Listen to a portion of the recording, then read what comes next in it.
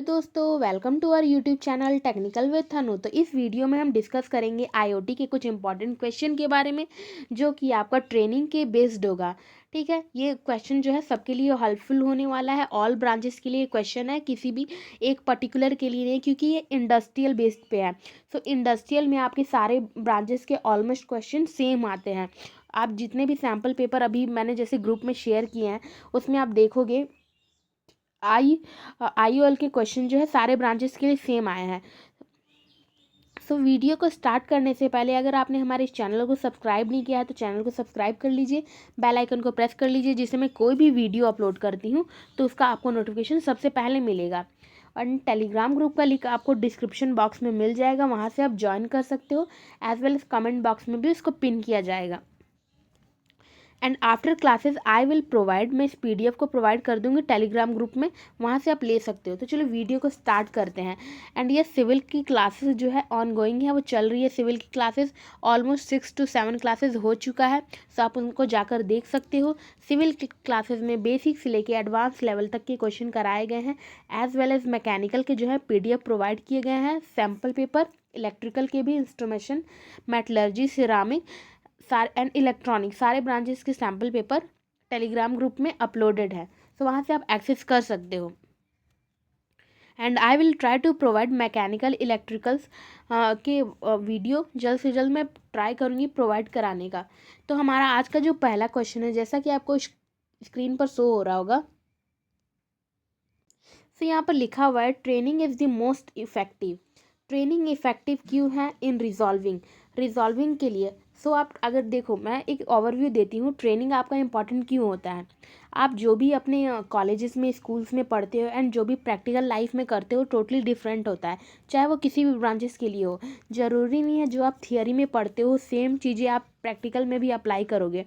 May be theory में आपको निकालना है किसी चीज़ का स्ट्रेंथ, ठीक है, तो स्ट्रेंथ में आपने थियोरी का फार्मूला बेसिस पे आपने उसकी स्ट्रेंथ निकाल ली, लेकिन प्रैक्टिकल वही चीज़ें जब करने जाते हो तो प्रैक्टिकली जो है चीज़ें टोटली डिफरेंट होती है। ठीक है, जैसे अगर आप मैकेनिकल ब्रांच के हो, सिविल ब्रांच के हो, इलेक्ट्रिकल, इलेक्ट्रॉनिक, आप देखते होगी कि अगर आपने बाहर इंडस्ट्री में कोई ट्रेनिंग करने जाते हैं या आप कहीं भी आप अप्रेंटिस करने जाते हो तो चीज़ें जो है आपको टोटली थियरी से डिफरेंट मिलती है।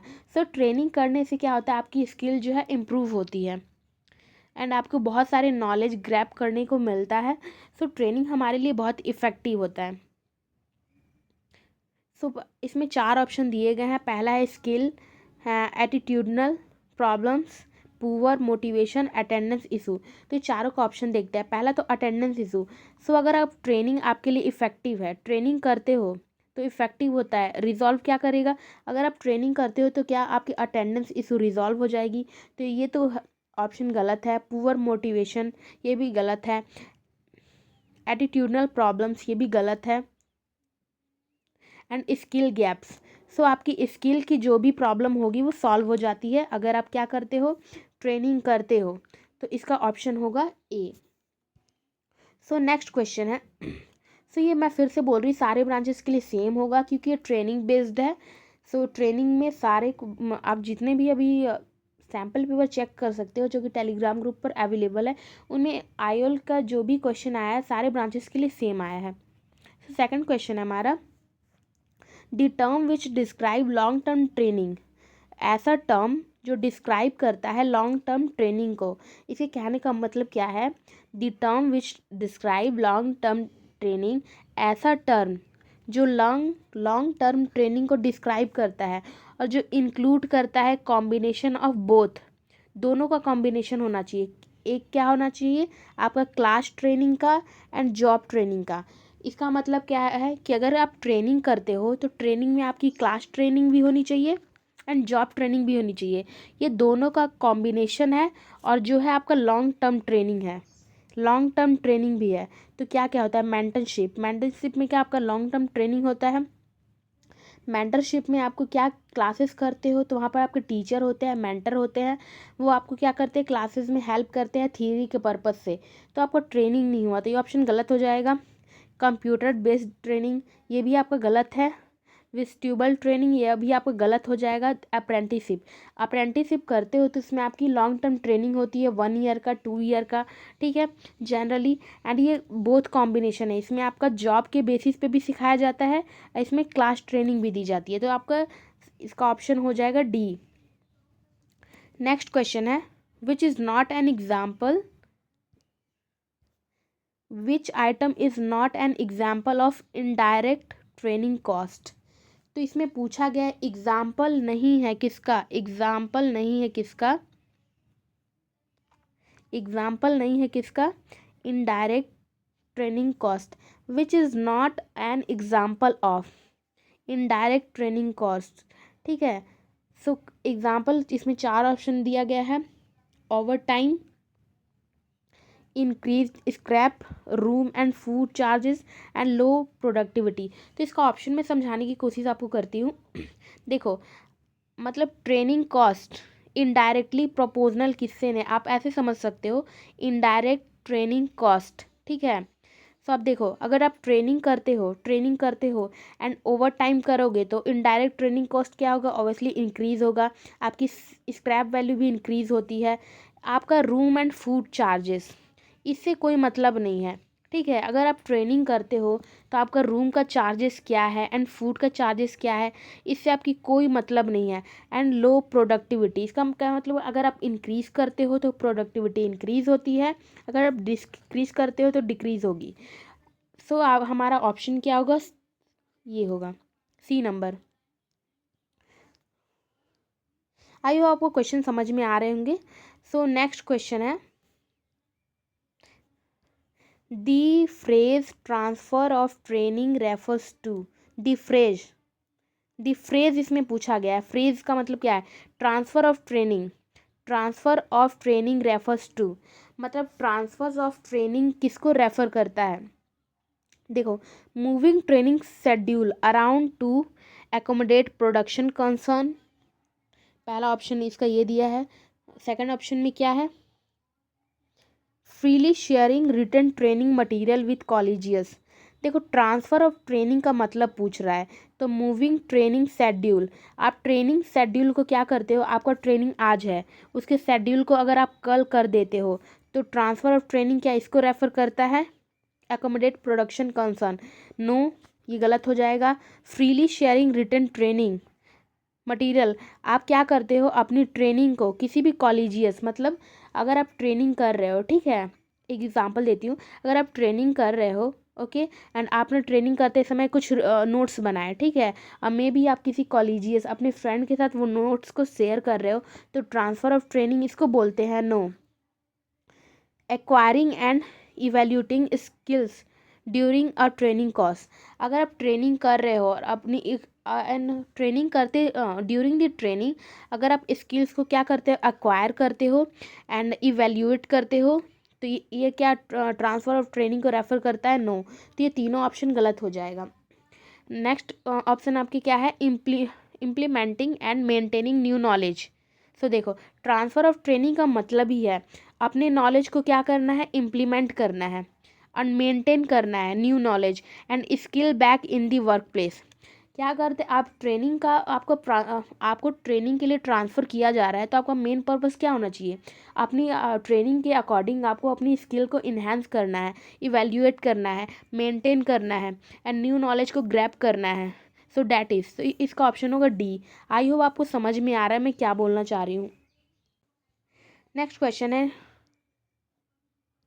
Labour market adjustment service refer to stakeholder interest of, labour market adjustment service, इसमें क्या बोला गया है, देखो labour market adjustment service refer to, मतलब ये लेबर मार्केट एडजस्टमेंट का सर्विस जो है वो रेफर करता है to the stakeholder interest of. इसमें 4 ऑप्शन दिए गए हैं आपका, supply side training such as anticipated shortage for particular trades, skill mismatches, those who have difficulties entering or re-entering the workforce, those who have suffered a job। सो आपको 4 option दिए गए हैं, इसमें से आपका ऑप्शन क्या होगा, देखो लेबर मार्केट एडजस्टमेंट सर्विस, ये चीज़ जो है किसको रेफ़र करता है, refer to the stakeholder, ये किसको स्टेक होल्डर जो है उसको रेफ़र करता है इंटरेस्ट ऑफ। तो इसका ऑप्शन क्या होगा, सो इसका ऑप्शन होगा दोज हु हैव डिफ़िकल्टीज, ये भी गलत है, those who have difficulty entering and reentering the workforce, इसका ऑप्शन सी होगा। सो नेक्स्ट क्वेश्चन है, a key principle of adult learning suggest that adult, a key principle key principle of adult learning, key principle जो है adult learning का suggest किसको करता है। सो इसमें 4 ऑप्शन दिए गए हैं,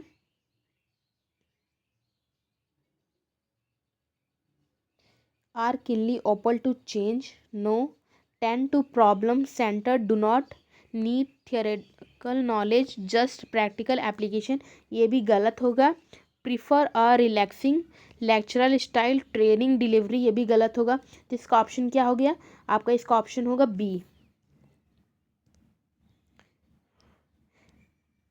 the evolution of training activities has move toward, इसमें क्या बोल रहा है, इवोल्यूशन ऑफ ट्रेनिंग एक्टिविटीज़, आपका ट्रेनिंग एक्टिविटीज़ का जो इवोल्यूशन है वो किसके तरफ मूव करता है। तो इसमें 4 ऑप्शन दिए गए हैं, specific on the job requirement, using technology as the learning cause, time and motion studies. So देखो आपका ट्रेनिंग एक्टिविटीज़ का जो इवोल्यूशन है वो किसके टूवर्ड मूव करता है। सो आपका ये जो सेकंड ऑप्शन है time and motion, so training activities ये गलत हो जाएगा, टाइम एंड मोशन नहीं होगा, need driven by productivity and efficiency concern, ये भी गलत हो जाएगा, identifying opportunity to build and capital, no, specific on the job requirement using, ये इसका ऑप्शन ए होगा। इसमें क्या है, job requirement using technology as the learning coach. 8 number है, the motivational components of self efficiency, तो इसका ऑप्शन 3 ऑप्शन यहाँ पर प्रोवाइड किए गए हैं, इसमें पूछा गया है motivational components of self efficiency,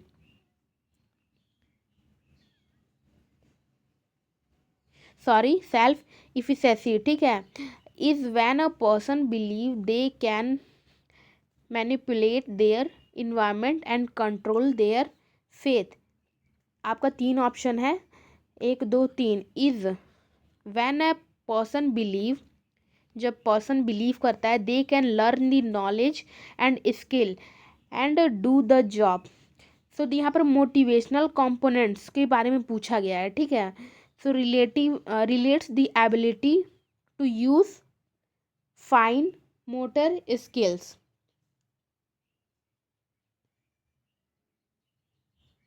तो इसका ऑप्शन क्या होगा, व्हेन अ पर्सन बिलीव, क्या होगा इसमें, क्या बोल रहा है, मोटिवेशनल कंपोनेंट्स किसके तरफ आपको शो करता है, तो जब क्या करता है कोई पर्सन बिलीव करता है, किसी को खुद पे बिलीव होगा कि वो कुछ लर्न कर सकता है, कुछ स्किल्स को ग्रैब कर सकता है, सो इसका ऑप्शन होगा बी। 9 नंबर है, the diagnostic process of need assessment often start with, जिसमें 4 ऑप्शन दिए गए हैं, a job analysis, a gap analysis, a concern and organisational audit. So diagnostic process जो होता है ऑफ नीड असेसमेंट, इसका ऑप्शन होगा सी, अ कंसर्न।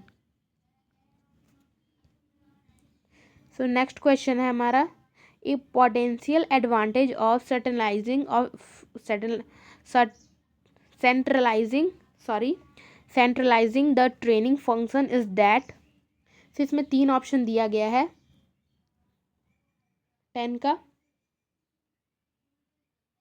तो इसमें क्या होगा, control and economics of scale, customization and ownership, local budget control. So potential advantage के बारे में पूछा है, सेंट्रलाइजिंग द ट्रेनिंग फंक्शन, तो इसमें क्या होगा, control and economical of scale, ये आपका ऑप्शन होगा। सो आई होप आपको वीडियो अच्छा लगा होगा। अगर वीडियो अच्छी लगी होगी तो वीडियो को लाइक करें एंड हमारे चैनल को सब्सक्राइब जरूर करें। एंड अगर आपको कुछ डाउट होता है तो you can ask in comments. Thank you.